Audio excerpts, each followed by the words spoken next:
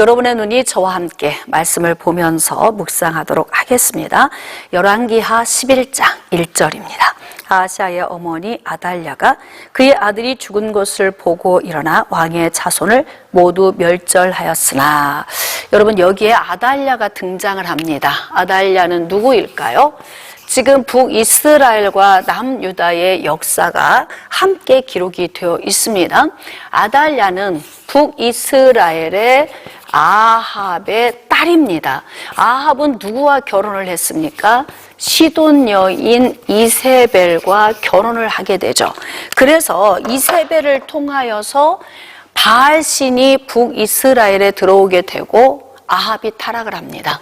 자, 그러면서 바알 신전을 건축하게 되죠. 자, 그로 인해서 어떤 문제가 발생할까요? 이스라엘 전체 백성들이 바알 신전에 가서 바알 신을 숭배하게 되는 영적 타락을 가져오게 됩니다. 자, 그런데 이세벨은 거기에서 끝나지 않습니다. 자, 또 누구를 타락시킬까요? 남유다 왕 여호사밧과 사돈을 맺습니다. 참, 이 마귀적인 요인은 집요합니다. 이 악한 영향력은요, 굉장히 강력합니다. 여러분, 이세벨이 시돈 여인이었고요. 그가 숭배하는 바알신을 북이스라엘에 들여올 때 그의 배후에서 누가 조종을 할까요? 마귀예요. 여러분, 마귀는 두루두루 다니다가 삼킬 자를 찾죠. 그리고 마귀는 예수 그리스도가 오시는 길이 자기에게는 가장 고통스러운 거예요. 왜냐하면 예수 그리스도가 오시면 머리가 깨어지거든요. 마지막 날에는 또 이제 심판을 받게 돼요. 그러니까 마귀는 어떻게 해서든지 예수 그리스도 오시는 통로를 막아야 되는 거예요. 그래서 시돈 땅에서 시집온 이세벨은 마귀적인 요인을 가지고 남유다로 침투하게 되고요. 남유다까지 영적으로 타락을 시킵니다. 자, 여호사밧 왕의 아들 여호람과 자신의 딸 아달랴를 혼인시켜요. 그래서 사위를 삼는 거죠. 그러니까 다시 혈족이 되어버리는 거죠. 그래서 북이스라엘과 남유다가 미묘하게 영적으로 이렇게 엉키기 시작을 합니다. 그래서 함께 타락하는데 막 가속이 붙게 되죠. 왕이 죽었습니다. 자, 그리고 그의 아들 아하시야가 8번째 왕이 되었는데, 불행하게도 아하시야가 난간에서 떨어져 병들어서 죽게 됩니다. 자, 그러면서 아합의 또 다른 아들 요람이 9번째 왕이 되죠. 자, 이제 아달랴와 결혼한 여호람, 여호사밧은 죽게 되고요. 또 이제 여호람이 죽게 됩니다. 자, 그러면서 여호람과 아달랴를 통해 태어난 누가 왕위에 오르냐면 아하시야가 왕위에 오르게 돼요. 여러분, 이름이 이렇게 같은 이름이 있지만 사람은 다릅니다.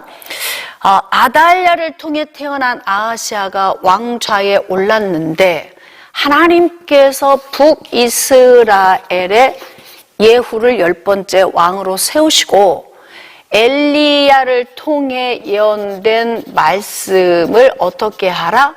너는 성취시켜라. 엘리야를 통해 주신 말씀이 뭐예요? 아합 가문을 다 멸절시키겠다라고 하신 예언의 말씀이에요. 자, 그래서 예후가 이세벨을 처단합니다. 그리고 난 다음에 요람을 또 처단하죠. 그리고 아하시야를 처단하고 그 이외에 바알신을 숭배한 모든 사람들을 다 멸절시킵니다. 그리고 아합 가문에 속한 그들을 섬겼던 모든 영역의 사람들 뿐만이 아니라 아합 가문에 속한 형제들 다 죽이게 돼요.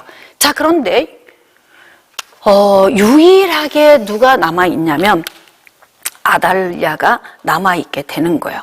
그런데 지금 열왕기하 11장 1절 말씀에 보니까 아하시아의 어머니, 그러니까 남유다의 6번째 왕 아하시아의 어머니 아달랴가 북이스라엘에서 시집온 아합의 딸이잖아요.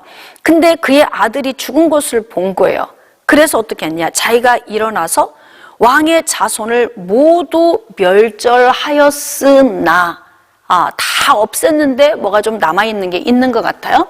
자, 이제 아달랴가 일어나서 왕의 자손을 자신의 혈족뿐만이 아니라 다른 여인들을 통해 태어난, 그러니까 왕 가문에 있는 모든 왕자들을 다 죽이게 되는 거예요. 그러면 또 여기서 한번 봅시다. 여러분, 아합 가문이 다 멸절되는 과정에서 아달랴 한 사람 남았어요. 마귀가 얼마나 발악을 하겠습니까? 어떻게 해서든지 예수 그리스도 오시는 유다 지파, 즉 다윗 가문에 속한 이 계보를 어떻게 해야 합니까? 단절을 시켜버려야 되는 거예요.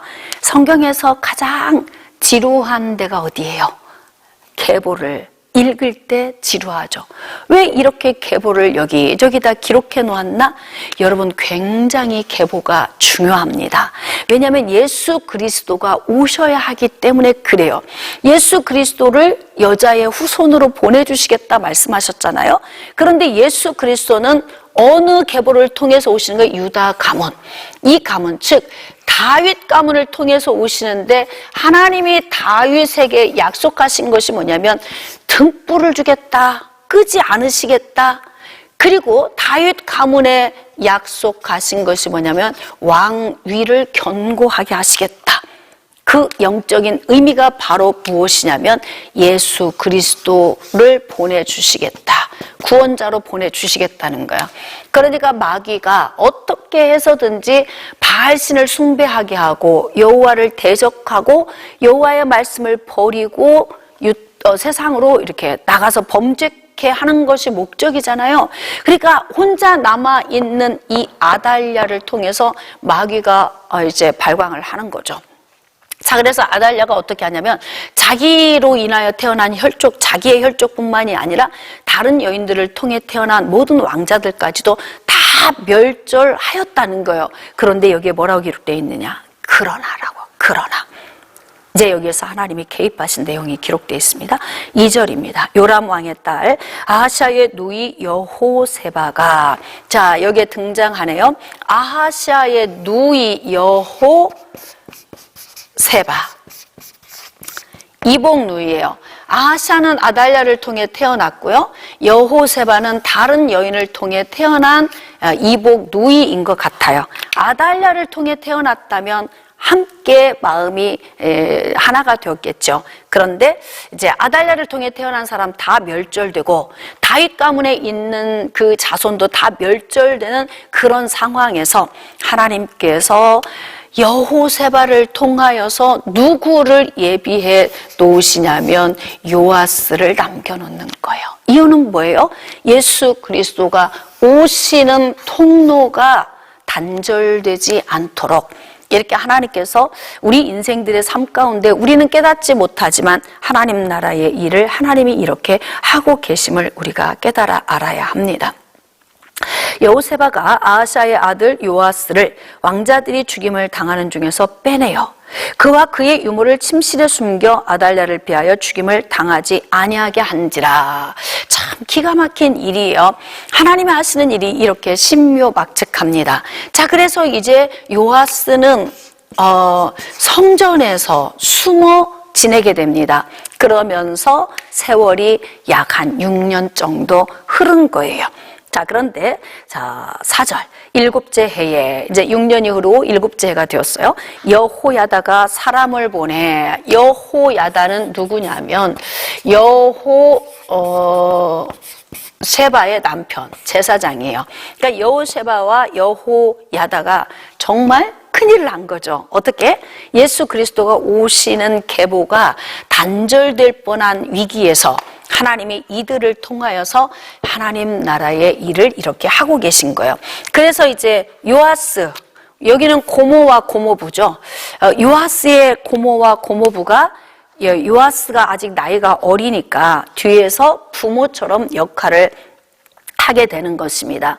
그래서 이제 여호야다가 어떻게 해요? 백부장들을 불러모으고, 그리고 성전에 숨겨두었던 이제 요아스 왕자를 내보이게 됩니다. 그러면서 여러 가지 계획을 세우고 요아스를 왕 위에 이제 앉게 하는 그 과정이 이어서 기록이 되어 있어요. 자, 이제 12절로 갑시다. 여호야다가 왕자를 인도하여 내어 왕관을 씌우며 율법책을 주고 기름을 부어 왕으로 삼음에 무리가 박수하며 왕의 만세를 부르니라. 이제 백성들이 박수를 치고 왕께 만세를 외치는 소리가 어디까지 들릴까요? 지금 성전에서 이루어지고 있는데요. 왕궁에 이 소리가 들리겠죠. 아달랴가 기겁해서 뛰쳐나와 성전으로 달려옵니다.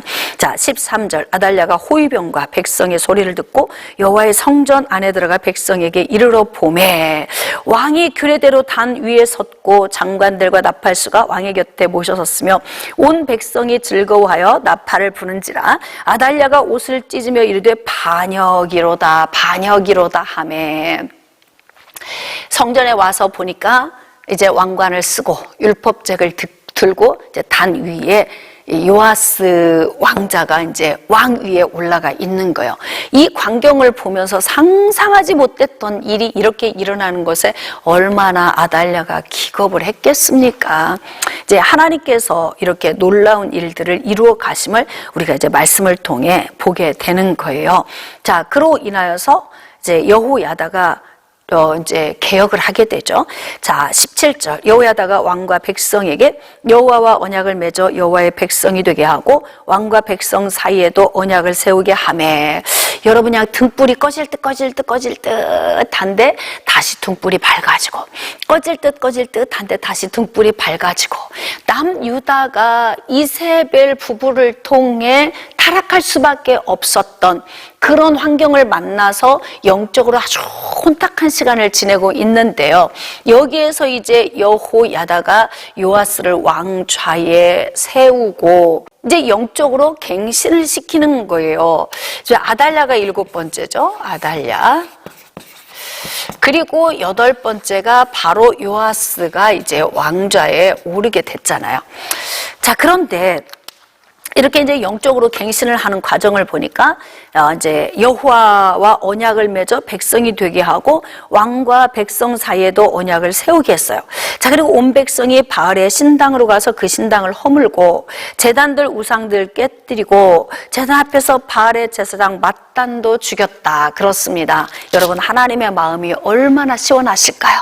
이렇게 우리의 삶 속에 들어와 있는 우상 덩어리들을 우리가 깨뜨릴 때 하나님이 기뻐하십니다. 예수 그리스도가 오시는 통로 등불이 꺼지지 않도록 하게 하시기 위하여서 하나님의 긍휼과 자비가 이렇게 임하셨고요. 이 은혜가 누구에게까지 왔습니까? 나에게까지 온 거예요. 예수 그리스도가 오시는 통로가 단절이 되었다면 우리도 구원을 받지 못합니다. 그런데 하나님의 은혜는, 하나님의 작정은, 하나님의 계획은, 한 번 하나님이 세운 일은 누가 이루어 가신다? 하나님이 이루어 가신다. 그러므로 그 크고 놀라우신 하나님 앞에 우리가 굴복하고 엎드려야 마땅합니다. 이렇게 이제 요아스 왕이 남유다의 8번째 이제 왕좌에 앉게 된 거예요. 20절입니다. 온 백성이 즐거워하고 온 성이 평온하더라. 아달랴를 무리가 왕궁에서 칼로 죽였더라. 요아스가 왕이 될 때에 나이가 7세였더라. 세상에 7살에 왕이 됐다는 거예요. 그렇게 해서 어떻게 하느냐? 아달랴도 죽게 되죠. 그래서 전부 아합 가문에 속한 모든 사람에 대해서 하나님이 멸절하라고 엘리야 선지자를 통해 주신 이 말씀이 누구를 통해 성취가 된 거예요? 예후를 통해 성취가 된 것입니다.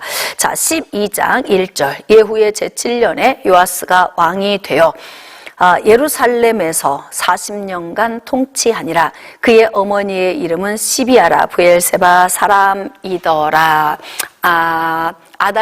아달랴의 혈족이 아닌 시비아라고 하는 여인을 통해 태어난 아들이었다. 이렇게 이제 기록이 되어 있습니다.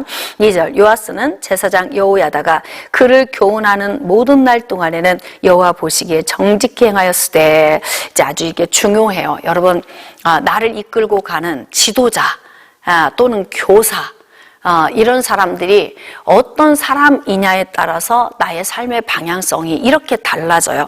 그의 고모부 제사장 여호야다가 굉장히 영적으로 하나님 앞에 올곧게 서 있는 사람이에요. 그러니까 그가 요아스 왕을 잘 가르쳤어요. 그래서 그가 가르치는 모든 날 동안에 여호와 보시기에 이탈된 길로 가지 않고 너무나 멋지게 살았던 요아스 왕에 대해서 이제 기록이 되어 있어요. 자, 3절. 다만 산당들을 제거하지 아니하였으므로 백성이 여전히 산당에서 제사하며 분향하였더라. 북이스라엘과 남유다가 고질적인 문제를 가지고 있었던 게 뭐냐면요, 산당을 제하지 않은 거예요. 막 바알신, 막 아세라신, 막 밀곰신, 많은 신상들을 부셨다가 또 만들고 부수고 또 만들고 계속 이렇게 범죄한 길로 갔다 유턴하고 또 범죄한 길로 갔다 유턴하고 돌아오는 그렇게 많은 세월 동안에 항상 자리하고 있었던 게 뭐냐면 산당이에요. 산당까지 무너뜨려야만이 이제 온전히 하나님께 나아가게 되는데, 어떤 요인 하나를 남겨놓으면 그 요인에서 바로 독버섯처럼 막 급속도로 다시 또 타락의 길로 나가게 되는 그런 영적인 문제를 발생시키는 거죠. 4절입니다. 요아스가 제사장들에게 이르되 여호와의 성전에 거룩하게 하여 드리는 모든 은, 곧 사람이 통용하는 은이나 각 사람의 몸값으로 드리는 은이나 자원하여 여호와의 성전에 드리는 모든 은을 제사장들이 각각 아는 자에게서 받아들여 성전의 어느 곳이든지 파손된 것을 보거든 그것으로 수리하라 하였느니라. 여기에 이제 헌금에 관한 부분들이 기록이 되어 있습니다. 여러분, 헌금은 하나님의 나라를 위하여 그 목적으로 사용되어지는 물질입니다. 대부분 복음이 어디에서 증거가 됩니까? 성전에서 증거되죠. 믿음은 들음에서 나고 들음은 그리스도의 말씀으로 말미암느니라. 그렇기 때문에 그리스도인들에게 이 성전은 굉장히 중요한 역할을 하게 됩니다. 그래서 구약에도 보면은 성전을 뭐 이렇게 예를 들면 건축을 처음에 이제 건축을 할 때나 또는 이제 뭐 개축을 할 때나 또는 증축을 할 때나 이제 수리 또는 뭐 보수할 때 이럴 때 물질이 많이 들어가죠. 자, 그리고 이제 성전 맡은 자들을 위하여서 이들이 오직 하나님 일에 전념해서 주의 나라를 섬길 수 있도록 이제 이들이 먹고 사는 문제를 해결해 주는 일, 이러한 일이 이제 그리스도인들이 드리는 이 물질로 인해 이루어지는 거죠. 자, 근데 지금 요아스 왕이 이 성전에 드리는 이 모든 예물들을 어떻게 하냐면 이제 파손된 것 수리하게 하라 이렇게 기록되어 있어요. 6절. 요아스 왕 제23년에 이르도록 제사장들이 성전에 파손한 데를 수리하지 아니하였는지라. 좀 답답하네요. 이때가 이제 요아스 왕이 약 한 30세 정도 되었을 때인데 23년에 이르도록, 그러니까 요아스 왕이 이제 어린 나이에 명령을 했겠죠. 근데 그게 23년이 지나도록 했으니까 7살의 왕 위에 올랐으니까 지금 한 이제 30살 정도 된 거죠. 근데 말을 안 들어요. 자, 7절. 요아스 왕이 대제사장 여호야다와 제사장들을 불러 이르되, 여호야다가 누굽니까? 고모부죠. 이제 고모부를 주축으로 해서 제사장을 부른 거예요. 너희가 어찌해서 성전에 파손한 데를 수리하지 아니하였느냐? 이제부터는 너희가 아는 사람에게서 은을 받지 말고 그들이 성전에 파손한 데를 위하여 드리게 하라. 자, 이제 목적 헌금이 여기에 나와 있어요. 목적 헌금. 요아스 왕은 나이가 어릴 때에 성전 보수하는 일을, 이제 수리하는 일을 명령을 했는데, 왕이 나이가 어려서 그랬을까요? 막 23년이 지나도록 손을 대지 않아요. 그러니까 이제 호통을 치는 거죠. 나이가 30이 되어가지고 제사장들 불러다 놓고 호통을 쳐요. 그럼 이제 어떻게 하느냐? 방법을 바꾸는 거야. 그동안에는 아는 사람들을 통해서 이렇게 은을 받았는데 이제 어떻게 하느냐? 성전에 파손한 데를 위하여 목적 헌금을 의무적으로 드리도록 하라. 이렇게 된 거예요. 자, 그래서 8절 제사장들이 다시는 백성에게 은을 받지도 아니하고 성전 파손한 것을 수리하지도 아니하기로 동의하니라. 자, 9절 제사장 여호야다가 한 궤를 가져다가 그것의 뚜껑에 구멍을 뚫어 여호와의 전문 어기 오른쪽 곧 제단 옆에 두매 여호와의 성전에 가져오는 모든 은을 다 문을 지키는 제사장들이 그 궤에 넣었더라. 그러니까 궤를 하나 만들어 놓고 자발적으로 이제 목적을 두고 여기 궤에 넣는 것은 성전을 수리하는 데 사용되는 헌금이다. 그런 목적을 두고 그냥 함을 하나 만들어 놨어요. 그랬더니 이제 오고 가는 사람들이 그곳에 헌금을 하게 되는 거죠. 그래서 이제 헌금이 들어오면 어떻게 하느냐? 이제 건축하는 자들에게 그 돈을 주고 일을 할 수 있도록 해서 이제 여호와의 성전을 수리하게 했다 그랬습니다. 자, 15절 또 그 은을 받아 일꾼에게 주는 사람들과 회개하지 아니했으니 이는 그들이 성실히 일을 하였음이라. 그렇게 해서 하나님의 성전이 수리가 이루어졌다 그렇게 기록이 되어 있습니다. 자, 17절입니다. 그때에 아람 왕 하사엘이 올라와서 가드를 쳐서 점령하고 예루살렘을 향하여 올라오고자 하므로 하사엘 여러분 기억하십니까? 아람 왕 베나닷을 젖은 이불에 덮어 죽게 하고 그리고 이제 왕 위에 올랐던 사람이에요. 엘리사 선지자가 쏘아보다가 막 울었죠. 왜 울었습니까? 이 하사엘이 앞으로 이스라엘에 끼칠 악영향을 보면서 이제 엘리사 선지자가 하나님의 성령의 감동에 의해 보여준 것을 바라보면서 이렇게 울었던 그 내용이 기록되어 있었는데요. 하사엘이 이제 예루살렘을 이제 치려고 진격해서 올라오고 있다 하는 말입니다.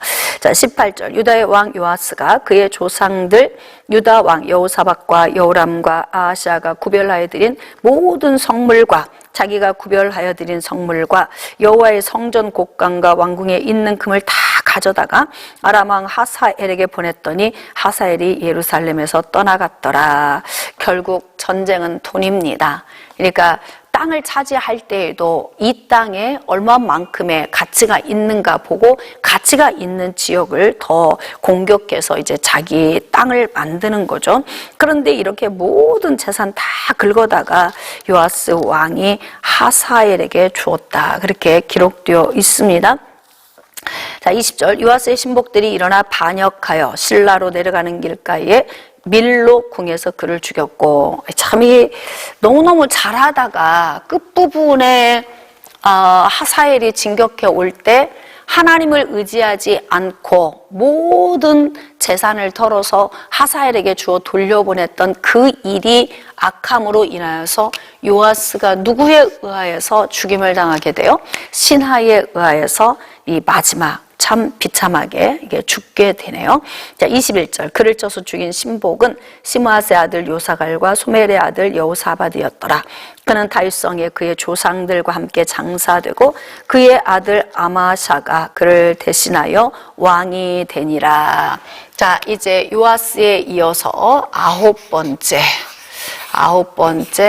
아마샤가 남유다의 왕이 되었습니다. 자, 13장 1절입니다. 유다의 왕 아하시아의 아들 요아스의 제23년에 예후의 아들 여호아스가 사마리아에서 이스라엘 왕이 되어 17년간 다스리며, 자, 이제 예후의 아들에 대해서 기록되어 있네요. 여호아하스. 자, 11번째 왕이 여호아하스이다. 좀 복잡합니다. 여러분, 이렇게 북이스라엘과 남유다의 역사가 기록되어 있는데요. 복잡해요. 그러나 그냥 우리가 영적으로 좀 이해를 했으면 좋겠습니다. 그 이제 여호아스가 북이스라엘의 이제 11번째 왕이 된 거예요. 자, 2절 여호와 보시기에 악을 행하여 이스라엘에게 범죄하게 한 느밧의 아들 여로보암의 죄를 따라갔고 거기서 떠나지 아니하였으므로, 여러분 이제 성경에서는 선한 길로 간 사람과 악한 길로 간 사람의 모델이 두 사람이 기록이 되어 있어요. 이제 정직한 길로 갔다. 그게 누구예요? 다윗이죠. 자, 그 다음에 악한 길로 갔다. 누구입니까? 여로보암이에요. 북이스라엘의 첫 번째 왕, 1대 왕이에요. 근데 여로보암이 저지른 악이 무엇입니까? 사실 금송아지 우상이거든요. 이 베델과 단에 만들어 놓고 그리고 백성들을 타락시켰던 장본인 아닙니까?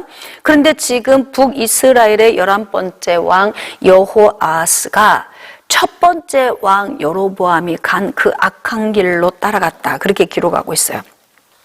3절입니다. 여호와께서 이스라엘에게 노하사 늘 아람 왕 하사엘의 손과 그의 아들 베나닷의 손에 넘기셨더니, 이렇게 악한 일을 하면 하나님께서 반드시 징계의 매를 들게 됩니다. 여러분, 이 정직이라는 기준, 여기 기준을 제가 이제 여러분들에게 한번 전달한 적이 있는데요. 정직의 기준은 우상 숭배의 여부예요. 정직하다, 거짓말을 한 번도 한 적이 없다, 아주 착하다, 의롭다, 그런 의미가 아니고 하나님 보시기에 정직한 길로 행했다라고 하는 것은 하나님 보시기에 하나님 이외에 그 어떤 우상을 바라보지 않았다, 그 뜻이에요. 여러분, 다윗은 연약해서 정말 인간적으로도 저지르지 않는 사람이 더 많죠. 그런데 뭐 살인죄, 간음죄 뭐 이런 죄를 저질렀다고요. 근데 왜 하나님은 다윗을 그렇게 정직하다고 인정해 주시냐면, 그렇게 범죄한, 연약해서 또 계획적으로 범죄했던 그 범죄한 일 말고, 그리고 하나님 보시기에 우상을 숭배하거나 하나님을 버리고 이탈된 길로 간 이런 적이 없어요, 다윗은. 그래서 다윗이 정직한 길로 행한 자의 모델이에요. 악한 길로 행했다는 이 악의 개념, 하나님 보시기에 악은 뭐냐면 우상 숭배의 길로 나간 사람들을 성경에서는 악하다 이렇게 기록하고 있습니다. 그런데 북이스라엘의 11번째 왕 여호아스가 이렇게 북이스라엘의 왕이 되었던 여로보암이 행한 우상 숭배의 길로 갔다, 그런 의미죠. 그래서 하나님께서 어떻게 했다는 거예요? 진노하셔서 아람 왕을 붙여주신 거예요. 자, 4절입니다. 아람 왕이 이스라엘을 학대함으로 여호아스가 여호와께 간구하매 여호와께서 들으셨으니 이는 그들이 학대받음을 보셨으니라. 참, 하나님은 사랑이시다. 이것을 우리가 어떻게 느낄 수 있냐면, 아무리 우리가 범죄하는 길로 가도 회개하고 돌아오면 언제라도 받아주십니다. 언제라도 용서해 주십니다. 언제라도 긍휼을 베풀어 주십니다. 지금 이스라엘 백성들이 너무 힘들어요. 아람 왕이 이스라엘을 학대하는 거예요. 그러니까 여호아스가 하나님께 간구했다. 그랬더니 하나님이 또 들으셨다. 내가 악한 길에 서 있든 선한 길에 서 있든 하나님은 우리를 지켜보고 계십니다.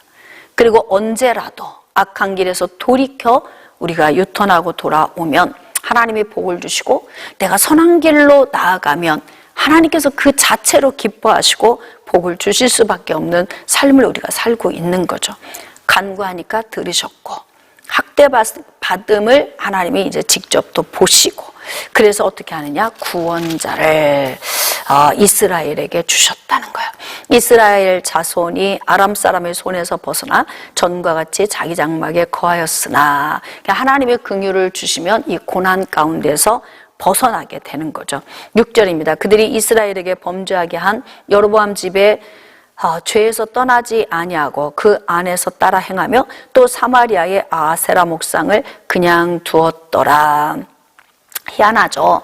이렇게 하나님께서 긍휼을 베풀어 주셨는데 다시 또 그들이 죄에서 떠나지 않고 죄 가운데로 도로 또 들어가는 거예요.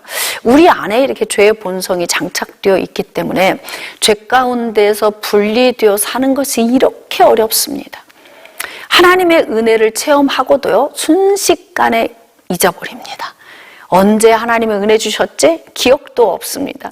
그래서 자꾸 하나님께로부터 그 이탈된 삶을 선택하고 사는 거예요. 이스라엘 백성들을 보면서 이제 우리의 모습과 너무나 똑같은 삶을 사는 그런 모습을 보고 있죠. 이제 이런 말씀을 통해서 우리가 이제 회개하고 하나님께로 더욱 나아가는 거죠. 9절입니다. 여호아스가 그의 조상들과 함께 잠에 사마리아에 장사되고 그 아들 요아스가 대신하여 왕이 되니라. 자, 여호아스의 아들, 이제 12번째 왕이 요아스였다. 이름이 비슷하죠? 남유다의, 똑같네요. 남유다의 8번째 왕 요아스와. 자, 이렇게 북이스라엘의 12번째 왕이 이제 요아스가 되었다는 거죠. 10절입니다. 유다의 왕 요아스의 제 37년에 여호아스의 아들 요아스가 같은 시기에 또 이렇게 통치를 했네요. 사마리아에서 이스라엘 왕이 되어 16년간 다스리며 여호와 보시기에 악을 행하였다. 참, 이게 왜 그렇게 선한 길로 가는 게 그렇게 어려울까요? 여호와께서 통치하시고 다스리시는 신정 국가에 살면서 이들의 인생이 이렇게 여호와 보시기에 악을 행할 수밖에 없는 그런 죄된 모습이 예수 그리스도가 아니면 구원받을 수 없는 우리 자신을 보게 되죠. 은혜가 아니면 구원을 받을 수 없는 거예요. 자, 그 다음 13절. 요아스가 그의 조상들과 함께 잠에 이스라엘 왕들과 함께 사마리아에 장사되고 여로보암이 그 자리에 앉으니라. 자, 북이스라엘의 13번째 왕은 누구냐면 여로보암. 익숙하네요. 여기는 여로보암 2세입니다. 자, 그렇게 이제 여로보암이 또 통치를 하게 되죠. 14절입니다. 엘리사가, 이제 한참 만에 엘리사가 등장하네요. 죽을 병이 들매 이스라엘의 왕 요아스가 그에게로 내려와 자기의 얼굴에 눈물을 흘리며 이르되 내 아버지여 내 아버지여 이스라엘의 병거와 마병이여 하매. 여러분, 북이스라엘의 12번째 왕 이제 요아스 왕 때에 있었던 이제 엘리사의 사건을 기록하고 있어요. 이제 죽을 병이 들어서 이제 갈 날이 가까워 오니까 이제 요아스 왕이 엘리사에게 온 거죠. 자, 엘리사가 그에게 이르되 활과 화살들을 가져오소서 하는지라. 활과 화살들을 그에게 가져오매 선지자들이 행동을 할 때는 뭔가 하나님께 받아서 그 받은 것들을 상징적으로 이렇게 행동을 할 때가 있어요. 그래서 선지자들이 어떤 것을 요구하면 잘 묵상을 하고 이 안에 어떤 영적인 의미와 뜻이 있는가를 이제 지혜롭게 생각을 하면 여기에서 더 큰 복을 받을 수 있겠죠. 그래서 이제 활과 화살들을 가져왔어요. 이제 이스라엘 왕에게 또 이야기하는 거죠. 왕의 손으로 활을 잡으소서. 자, 그랬더니 이제 요아스 왕이 이제 손을 잡은 거예요. 엘리사가 자기 손을 왕 위에 손에 얹습니다. 자, 이르되 동쪽 창을 여소서. 그래서 이제 엘리사가 이르되 쏘소서 하니까 요아스 왕이 쏜 거예요. 엘리사가 이르되 이는 여호와를 위한 구원의 화살 곧 아람에 대한 구원의 화살이니 왕이 아람 사람을 멸절하도록 아베에서 치리이다 하니라. 자, 또 이르되 화살들을 집으소서. 곧 집음에 엘리사가 또 이스라엘 왕에게 이르되 땅을 치소서 하는지라. 이에 3번 치고 그친지라. 지금 이 상징적인 행동의 의미 속에는 요아스 왕의 믿음만큼 하나님이 일을 행하시겠다, 그 의미가 들어있어요. 전쟁이라고 하는 것은 한 번에 끝나는 게 아니죠. 아예 진멸시켜서 그냥 아람 나라가 없어지지 않는 한은 반복적인 전쟁이 계속 치러지게 되니까 이제 여기에서 믿음을 발휘하는 거예요. 아주 영원히 멸절시켰으면 좋겠습니다. 그러면 이틀이고 3일이고 계속 이제 땅을 두드려야 하지 않겠습니까? 근데 딱 몇 번만 쳤다? 3번만 탕 치고 그친 거예요. 여러분, 우리 말과 행동이 얼마나 중요한 줄 아십니까? 우리의 믿음을 우리는 말로 행동으로 나타냅니다. 그래서 그 사람의 말과 행동을 보면 저 사람이 어떤 믿음을 가지고 있구나, 이런 걸 알게 돼요. 그래서 정말 입술에서 뭔가 선포할 때에는 정말 믿음의 말을 선포를 해야 돼요. 나는 건강하게 살 것입니다. 이렇게 선포해야지. 나는 무슨 병이 걸릴 것 같아요. 뭐라든지 나는 뭐 일찍 어떻게 될 것 같아요. 뭐 이런 있잖아요. 아주 불미스러운 이야기들을 생각 없이 툭 내뱉는 경우가 있어요. 그런데 정말 그게 나의 믿음의 말이라는 걸 우리가 감지해야 돼요. 그러니까 요아스 왕이 하나님이 우리를 도우실 것이라는 그 믿음을 어떻게 했냐면 3번 정도 이렇게 제안을 해버린 거예요. 그러니까 우리가 믿음을 가지고 있는 만큼 그 믿음만큼 하나님이 일하시니까 하나님을 제한하지 마시고 하나님이 하실 일들을 기대하며 나아가는 게 좋습니다. 지금 당신이 쏜 이 화살은 여호와를 위한 구원의 화살, 곧 아람에 대한 구원의 화살이다 그랬어요. 그러니까 이제는 땅을 좀 치세요. 그랬으면 아람에 대한 구원의 땅을 치라는 것이구나. 그렇게 하고 이제 끊임없이 쳤더라면 아마 아람 나라가 아예 멸절되지도 않았을까 이런 생각도 들어요. 근데 이제 사람의 믿음이 거기까지 못 미쳐서 자꾸 이제 인생의 고난이 반복적으로 오게 되는 거죠. 자, 19절. 하나님의 사람이 노하여 이르되 왕이 5번을 칠 것이니이다. 그리하였다면 왕이 아람을 진멸하기까지 쳤으리이다. 야, 5번 정도면 진멸이 되는 거였네요. 막 밤새 치지 않아도 될 뻔했어요. 그러니까 뭐 한 2-3번만 더 이렇게 땅을 쳤더라면 참 좋았는데 지금 이스라엘 왕 요아스의 믿음은 50% 정도밖에 올라오지 않았다. 근데 이제 3번만 쳤다 그랬어요. 자, 20절. 엘리사가 죽으니 그를 장사하였고 해가 바뀜에 모압 도적대들이 그 땅에 온지라.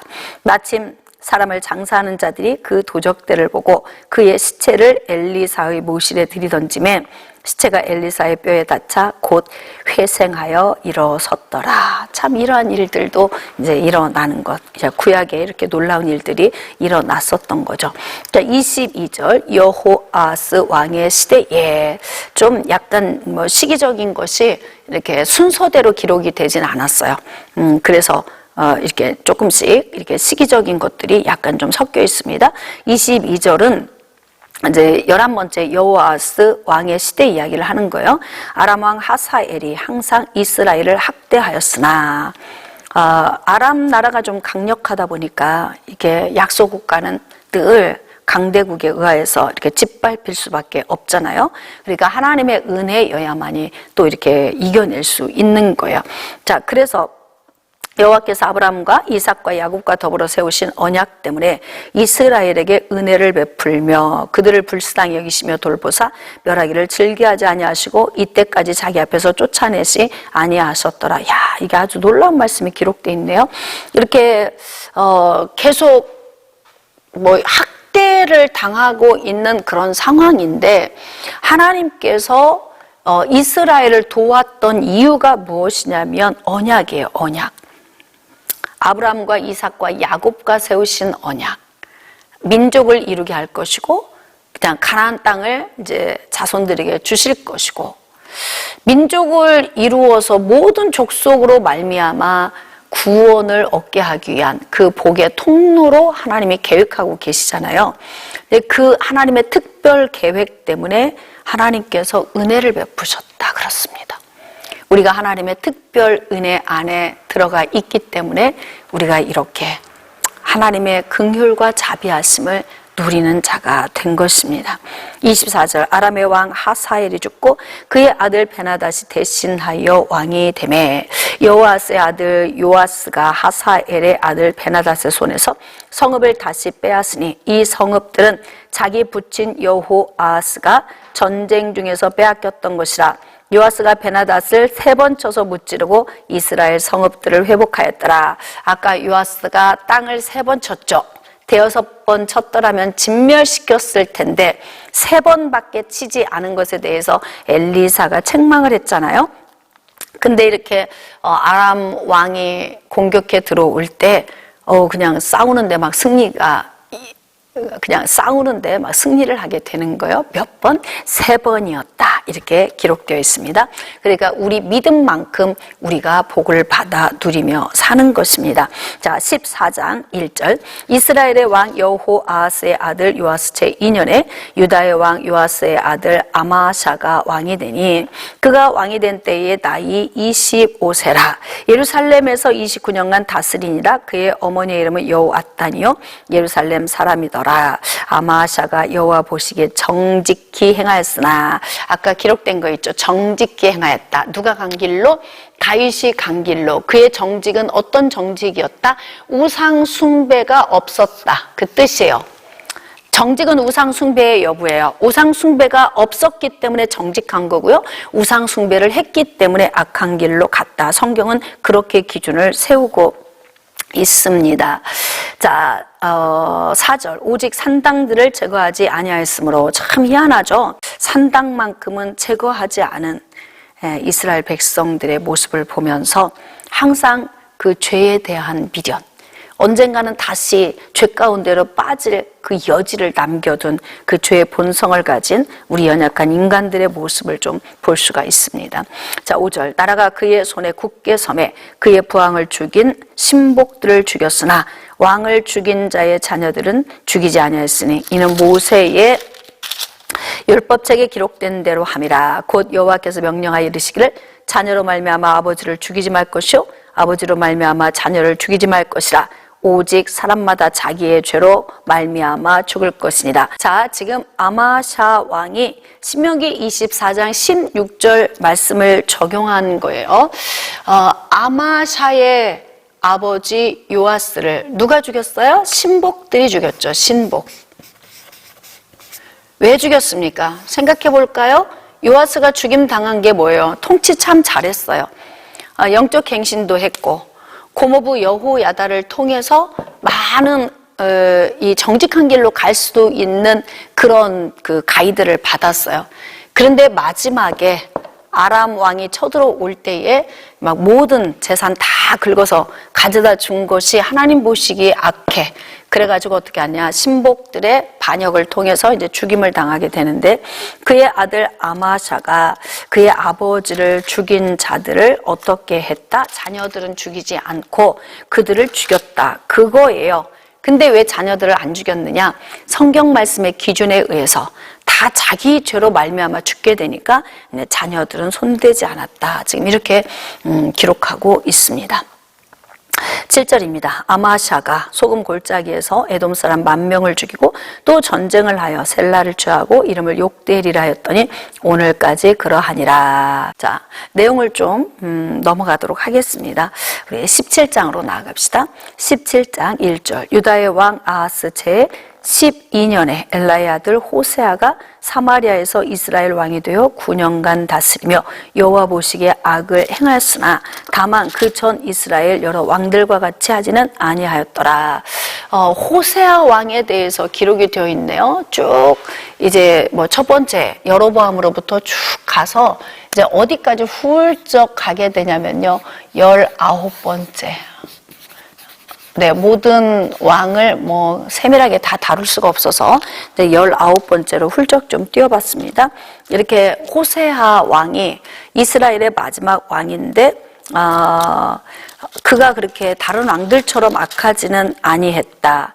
그런데 이제 어떤 문제가 있었냐면 3절. 아수르 왕 살만에셀이 올라오니 호세아가 그에게 종이 되어 조공을 드리더라. 이제 속국이 되어버린 거예요. 아수르의 속국이 된 거죠. 자, 4절. 그가 애굽의 왕 소에게 사자들을 보내고 해마다 하던 대로 아수르 왕에게 조공을 드리지 아니하면 아수르 왕이 호세아가 배반함을 보고 그를 옥에 감금하여 두고 이제 조공을 바치면서 이제 종처럼 살았는데 배신을 하게 된 거예요. 그래서 이제 조공을 바치지 않은 거죠. 그래서 호세아가 배반함을 보고 이제 옥에 가두게 된 거예요. 자, 5절. 아수르 왕이 올라와 그 온 땅에 두루다니고 사마리아로 올라와 그곳을 3년간 애워쌌더라. 사마리아가 포위가 된 거예요. 그러니 뭐 얼마나 공고하겠어요. 이제 뭐 기근 전쟁, 그로 인해서 이제 많은 사람들이 또 아사자가 생기고, 힘든 지금 과정을 지금 거치고 있는 거죠. 6절, 호세아 제9년에 아수르 왕이 사마리아를 점령하고 이스라엘 사람을 사로잡아 아수르로 끌어다가 고산 강가에 있는 할라와 하볼과 메대 사람의 여러 고을에 두었더라. 이때가 언제냐면 BC 722년이에요. 호세아 통치 시기에 BC 722년에 아수르를 통하여서 북이스라엘이 완전히 멸망을 하게 되죠. 네. 그리고 어떤 정책을 펼치냐면 아수르가 사마리아를 점령하고 난 다음에 이스라엘 사람들을 아수르로 끌어가고, 그리고 아수르 사람들을 사마리아에 데려다가 그쪽에서 이제 정착하고 살게 해서 사마리아 지역이 이제 혼혈족을 갖게 되는 거예요. 자, 7절. 이 일은 이스라엘 자손이 자기를 애굽에서 인도하여 내사 애굽의 왕 바로의 손에서 벗어나게 하신 그 하나님 여호와께 죄를 범하고 또 다른 신들을 경외하며 여호와께서 이스라엘 자손 앞에서 쫓아내신 이방 사람의 규례와 이스라엘 여러 왕이 세운 율례를 행하였습니다. 그렇죠. 악한 것, 정직한 길로 행하는 것, 우상 숭배 없이 가는 것, 악한 것, 우상 숭배를 하며 가는 것. 근데 지금 이렇게 북이스라엘이 멸망할 수밖에 없었던 이유를 어떻게 기록하고 있냐면 우상 숭배 때문이다. 이렇게. 그리고 하나님의 말씀을 버렸고 이방 신들의 규례를 지키며 갔다. 그러니 하나님 편에서 보실 때 얼마나 하나님 속에서 이게 막 화가 날 일입니까? 그러니까 이제 멸망까지 오게 되었다. 그렇게 기록되어 있습니다. 자, 24절. 아수르 왕이 바벨론과 구다와 아와 하맛과 스발와임에서 사람을 옮겨다가 이스라엘 자손을 대신하여 사마리아 여러 성읍에 두매 그들이 사마리아를 차지하고 그 여러 성읍에 거주하였더라. 이제 혼혈족을 이루게 되었다. 그 내용이 기록되어 있습니다.